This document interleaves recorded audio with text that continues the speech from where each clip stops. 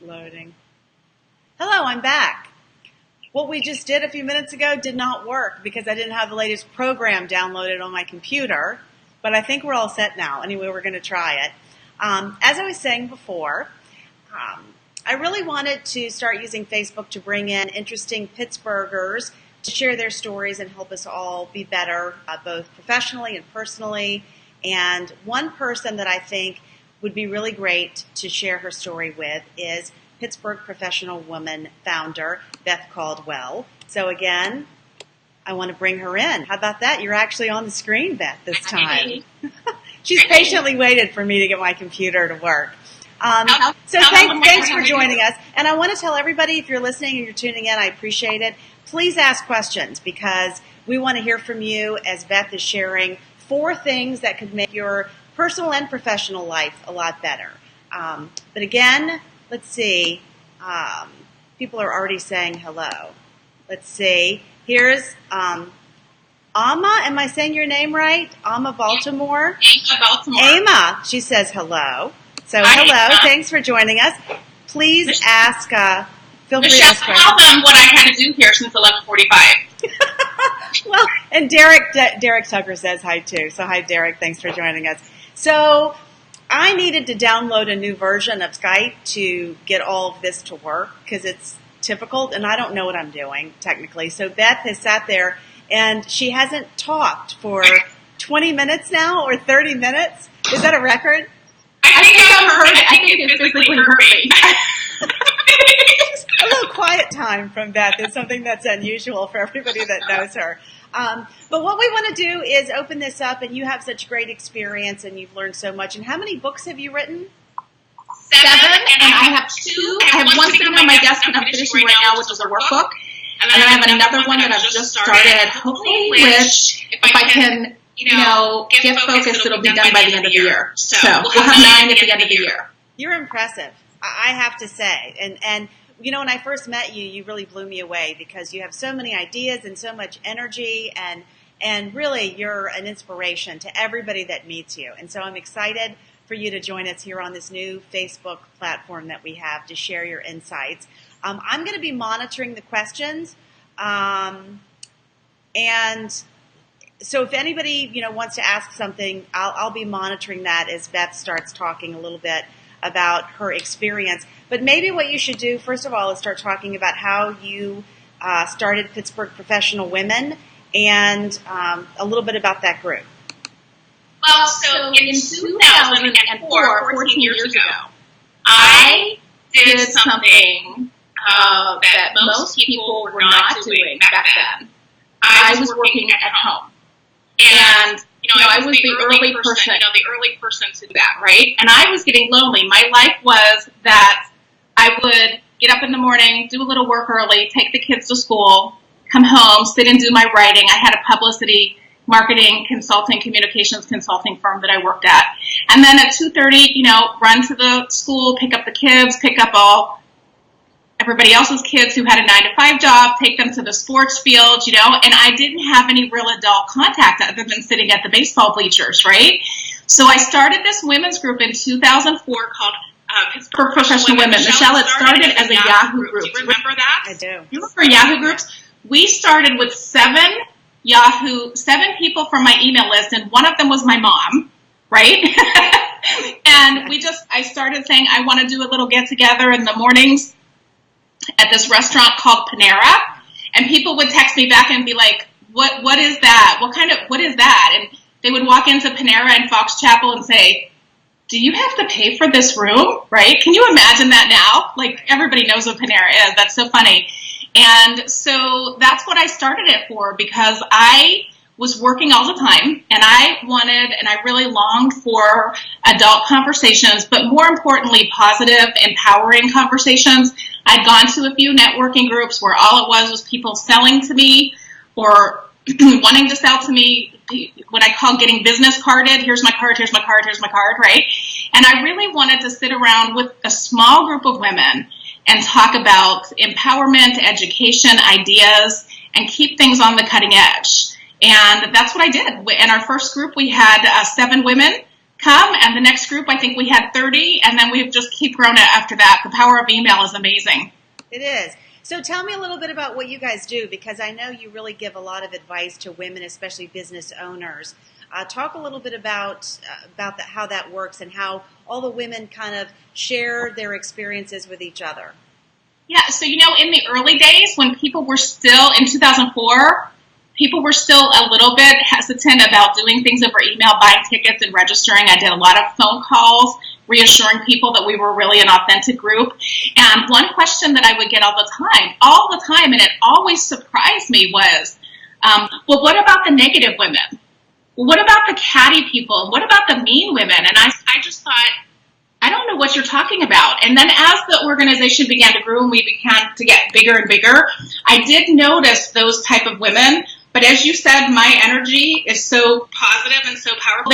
Those kind of people get really uncomfortable when you get a bunch of people that are happy and positive and enthusiastic together in the same room. But that's really what the difference is. We are an empowerment and educational organization.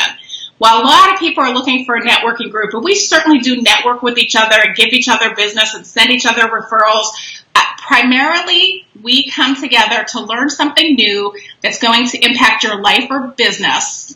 And in the early days, we got together every month, and now it's about 6 times a year. Yeah, it's great. Okay, here, Amma has a question. Her question I'm putting on the screen right now says, what are the best time management practices? What do you think about time management? It's hard for women. A lot of us have kids and we're running around doing all kind of stuff. So time management's a great question. Yes. So I have a couple of tips for you, Ama. I think that for me, the biggest thing, the most important thing that I did in my business, 2 things. Setting regular business hours.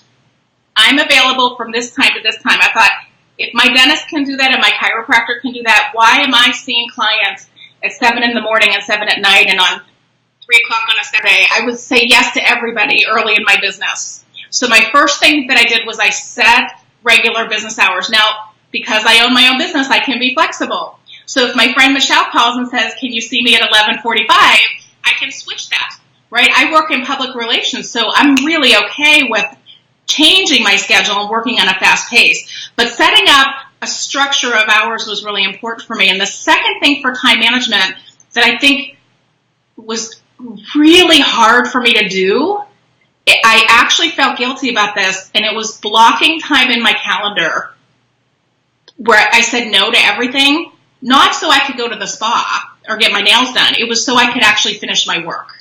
Because there was a time in my business where I said yes to everything, I said yes to every time, and I would have an appointment with the clients, and at that time, they would come in, we would have a meeting, and then we would decide what I was going to do for them after they left. But then the next client would come right in the door.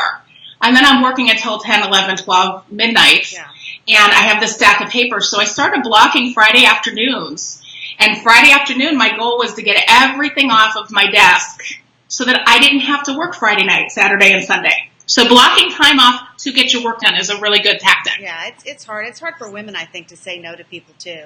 Because we just want to make everybody happy, and we work really hard for that. So that's a good tip. Do you know how I learned to say no? Well, I don't say no. I never say no. I hate the word no. So I say, I wish I could. Oh, that's good. Yeah, I wish I could, but nah. All right, let's see. So you guys keep asking questions. Nikki just wrote in. Nikki Campbell says, hi, Beth. Hi, Nikki. So, hi, Nikki. You guys check out Nikki's Facebook group. She's awesome. Nikki Campbell. Oh, yeah. Tell us the name of your Facebook group. Fabulous, Fierce, something? It's cool. I like her picture.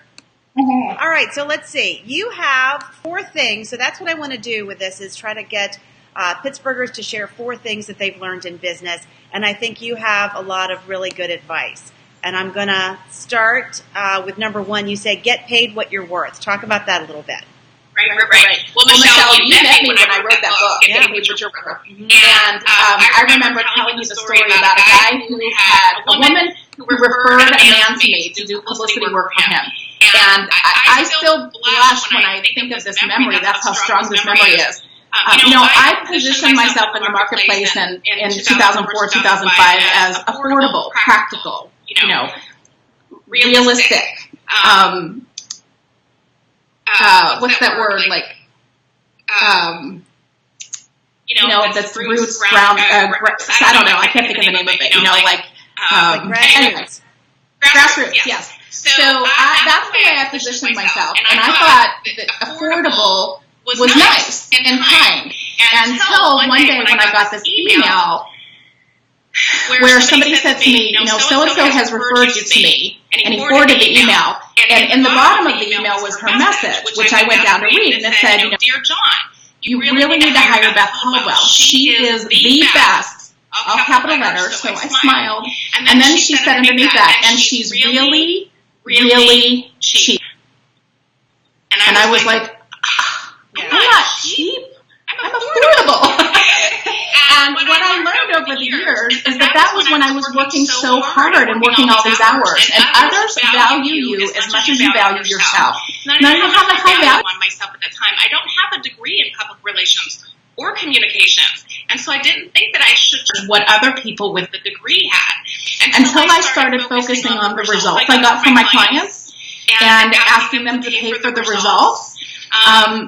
That is one way that I shifted, was to focus on my results instead of focusing on my certifications, right? And then another thing I think we do, Michelle, I think a lot of people don't raise their fees because they don't want to feel uncomfortable. They don't want to make other people uncomfortable. They sometimes, and I've done this myself, assume that we know how much money people have to spend. And that's not our decision. That's not our decision as business owners. Our role here is to do an amazing job and to deliver results, and people pay for results. So don't lower your standards and value yourself well. And when you value your services and your solutions and your results, you'll get paid for them. I think it's really hard, though, to raise rates or to talk about money. Is that a woman thing? It seems like men have an easier time with that. It's definitely a woman thing. Look, you even just giggled when you talked about money. Men don't giggle when they talk about money. They don't. Men have no emotional attachments to money. That's the whole thing. For some reason, women have an emotional attachment to it. That's something we can really learn from men. Men are over here emotionally, women are over here, and obviously we balance each other out. But when you can take emotion out of it and not be worried about, can they afford it? What will they think of me? Michelle, what will they think of me is the worst disease that any woman has, and man. What will they think of me? That's what you're really thinking when you don't want to raise your prices.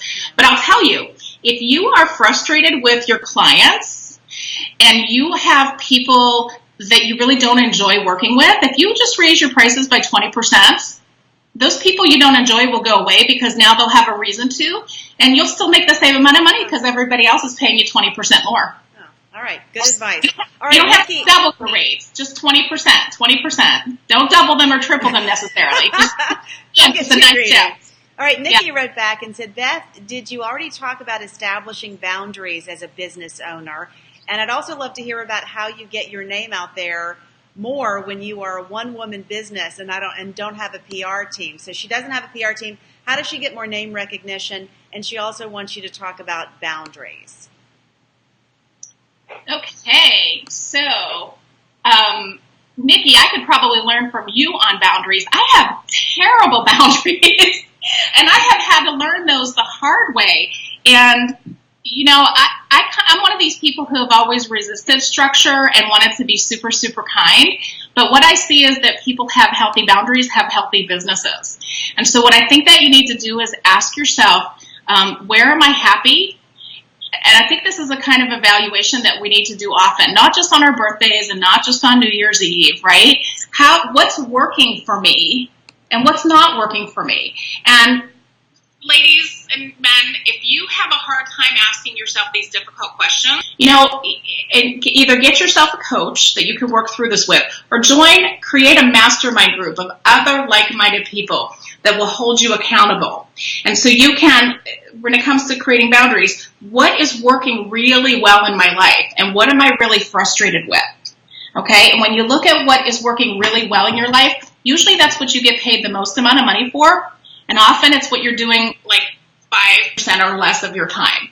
And what's really struggling in your life usually seems to be taking up 80% of our time. And a lot of times, Nikki, it's just an awareness and a shift and a determination. but you do want to have an accountability partner to help you make changes, because a lot of these habits that we've had with boundaries, we have had since we were in preschool. Because this is how we've been taught as women to say yes to everything and do everything to everybody, for everybody. And so have an accountability partner when you're shifting your boundaries. What was the other question? How do you just get the word out there about yourself when you don't have a PR team? Gosh, that comes so naturally to me. I think it is that you have to actually remind yourself. So here's an example. When I used to do Pittsburgh Professional Women events, people early in the days when we would have like 20 or 30 people come, and people would talk to me about how amazing this event is.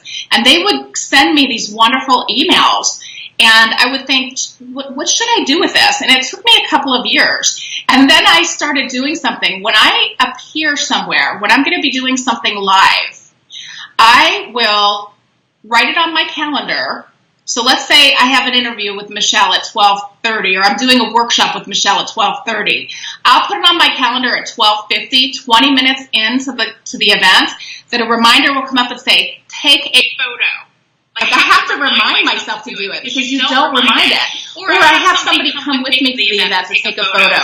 And now I have somebody on my team in the audience. But you don't have to pay somebody to do this. You can ask a volunteer in your audience to do a video for you and share it live or share it later. But you have to remind yourself. It doesn't come naturally to most of us. So you put it on, you make a list of what you want to do publicity-wise, and then you have to put it on your calendar to do it. And you want to be as authentic as possible. So when you're posting something on Facebook, like, hey, I'm having so much fun teaching this workshop, or look at my friend teaching this workshop. Or you want to make it very conversational. So set yourself up some reminders. All right, and so we're going to go over your other three things, but I wanted to say Nikki just wrote in again and said it's tough for her as a health coach. She feels like she should be on call 24 hours a day. So she's feeling it too. I think that's a woman thing, 24 hours a day. When I first started coaching, I did this thing where I said, this is how much you pay me a month, and we're going to work together face-to-face once a month, and then for 30 days, you can email me or text me about anything that we worked on in that session. Not anything, because some people take that into therapy, right? But whatever we talked about in our face-to-face session, you can text me about. Now, I work with high-level women, and I assume, and most of them have great they respect my boundaries with that, but I did have to send out an email that said, hey, like, not before 8 a.m., not before 7 a.m., not after 10 p.m., like, let's be reasonable about this. And then what I had to do, Nikki, was shift it.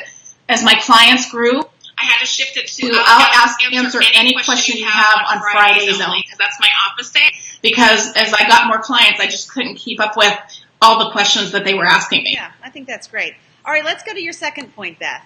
You say don't take the advice of everyone. What do you mean by that?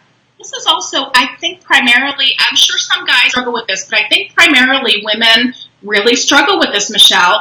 It is wanting to be a people pleaser. And when you get yourself out there and you start doing things that are visible, suddenly people come out of the woodwork and they start telling you how they would do it. And this is what I hear a lot. And it gets under my skin now. You know what you should do? You know what you really need to do? You probably hear that sometimes as a reporter would say, you should do a story on this, right? Yeah, our viewers are very vocal. I'll say that. And so when somebody comes to you and says, you know what you should do? You know what you really need to do? Most of the time, they're well-meaning. But be careful who you take your advice from.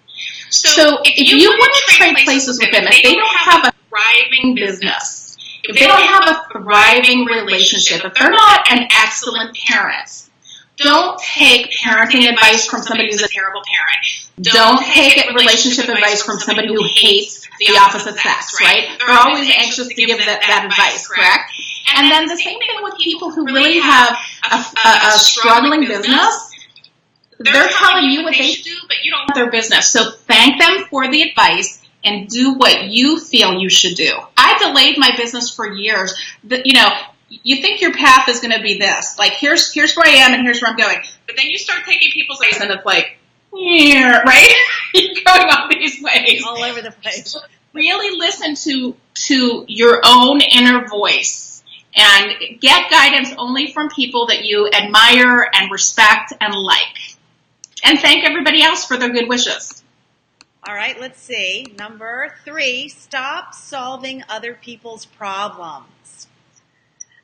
Now, I don't know if you do this, but there's usually, anytime I go into a company that has really big problems, where they can't keep employees, everybody's upset, everything is stuck, the company hasn't made money for a long time. 100% of the time when I go into a company that has that problem, they have this woman. It's always been a woman. I'm sorry, ladies. It's always been a woman 100% of the time. And I call her Negative Nancy or Nasty Nancy or Do Everything Emma, right? It's like, if you get hired, you need to go and see Nancy. If you need an ID badge, you need to go and see Nancy. If you need your email changed, you need to go and see Nancy. If you need anything, Nancy handles everything. And that's not really Nancy's job. She's just assigned herself to take over everything for everybody. Maybe it's a small company and it's grown a lot over the years, but she takes over because that's her way of participating. It's her way of feeling good about herself, whatever it is. But she has that personality. You don't want to really irritate her. And so what happens is she's doing other people's jobs because she can multitask really well and she can do them really well, but it's not really her job. Now, her intention is good. Her intention is good. And let's face it, if you're at work and you're getting paid and somebody else is doing your work, okay, right? But what happens is, as a woman, you're not going to get a raise for doing other people's work. You're not going to get a promotion when you start doing those kind of things. And not only that, when you leave that company and nobody knows how to do anything, you've not left them better off. So be careful at work. There's a twofold to this. If you are doing everything for everybody at work, you don't get to take a vacation. You go on vacation or you get sick and they're calling you at home. This is a really good place to start boundaries. But here's where it's really bad. This is really bad when you're doing things for your kids that they can do. You know, like when you have a 23-year-old and you're still doing their laundry. This is not good. You need to let people, whether they're your kids or whether they're your coworkers, an employee, if you do their work for them, you are robbing them of the ability to be independent or to become a future leader. So just because you can do it better and faster than everybody else doesn't mean you should. And you know, sometimes when you do let people do things, I heard Will Smith say this, 3 plus 6 is 9, 4 plus 5 is 9. There's more than one way to get to 9. So sometimes somebody will find a better route to the solution, and we'll never know that if we don't let go and let people do what they're supposed to do. Good one. All right, the last one is focus on your achievements instead of your shortcomings. And that's hard to do, because if something goes wrong, like if we have a new show and something goes wrong, I just obsess over the one thing I did that was wrong. It's really hard to focus on achievements, I think. I think it's really the way our brain works. And for years, I would go to bed at night. So back when I was talking to you about when my sons were little, they were like in elementary school and middle school, and I was running my business at home before I moved into an office. We would get home from baseball or soccer or Boy Scouts, and after they got to bed about 10 o'clock, I would come downstairs and do a couple of hours work. Now look, I really loved having my own business because I had the flexibility to go from 3 o'clock to 9 o'clock and be wherever my kids were. I love that. And as a trade-off, I worked at nights. I had that gap. But when I would finally shut down the computer and head up the steps, it was like I had this terrible ritual. And I would start up the steps, and I would get to the step 1, and I would go, did you forget to send that email? Step 2, did you sign that contract? And the step 3, I would say, did you put the clothes in the dryer? Wait, did you put the clothes in the washer? And it was just like, sometimes I had to turn around and go back down and throw the baseball caps in the washer, right? Because I'd forgotten, and then we're up another hour. But what would happen was by the time I got to the top of the steps, my head was swimming with all this stuff I didn't do, and then I couldn't sleep. And so that's not good for you. And you can only treat your body that way with lack of sleep for so long before you got sick. So eventually I did get sick. And I missed a couple of months of work as I recovered from pneumonia. But, right after I got back to work, I picked up those habits again, and I would start up the steps, and I would do that. And then somebody that I really love and admire said to me, look, why don't you start thinking about everything that you do get done in a day? And of course, my lovely response to him was, shut up, right? But after a few days, I was like, hey, I'm going to do this. And there was one night, I'll never forget it, that I actually turned back around and went down the steps. This is how much I needed this new habit. I turned around, I was about 4 steps up and into my habit. You didn't, you shouldn't, you couldn't, you wouldn't, you're not good enough, whatever, all that stuff I was saying, that head trash that we do. And I started thinking about what I did do that day. And by the time I got up to the top of the steps, Michelle, I was tired. I slept with no problem. Now, I wish I could say I changed the habit that day. It took a while, and I still revert back. I catch myself sometimes. And I have to remind myself, wait a minute, let's look at what we are doing here. Because we are doing important things here. In my office, in my team, in my world, with these books, with the speaking engagements, we're touching people. So when I feel myself starting to beat up, I just take a pause and I look at a thank you note or a thank you text that I got from a client and just rephrase that. I regret that I spent so many years beating myself up. When I go up the stairs tonight, I'm going to try that. Focus on all the positive things, because I'm right there with you. Good. So let's see. One person wanted to know how he could get you to speak at an event. What is your best contact information? So you know what? Michelle has tagged me. We're on Facebook right now, correct? Yeah. Send me a private message on Facebook. You can find Beth Caldwell on my business page, and you can send me a message there, and I'll send you a link. I don't have a website, you guys. I have a terrible website. I don't have a website at all. You're a great speaker. I've heard Beth a million times, and I learn something new every time. I do have that Pittsburgh Biz TV shows page. Maybe we'll put that up under the feed where people can see my videos, and my contact information is there. And Liz Baker, one of my friends, is saying hello. So hi, Liz. Liz takes fabulous photos. And she's got a cool profile picture, too, you see there. So, hi, Liz. All right, Beth. You know what? Let's see. Let's talk about your book, because I have a picture of that. Let's throw this up here, if I can. I might have to get – oh, there you go. From Frantic to Focus. Talk about your latest book. So that is my newest book, and actually that story that I just told you about walking up the steps, that's sort of the pivotal story in that book. And this is my first, Michelle, this is my first personal book.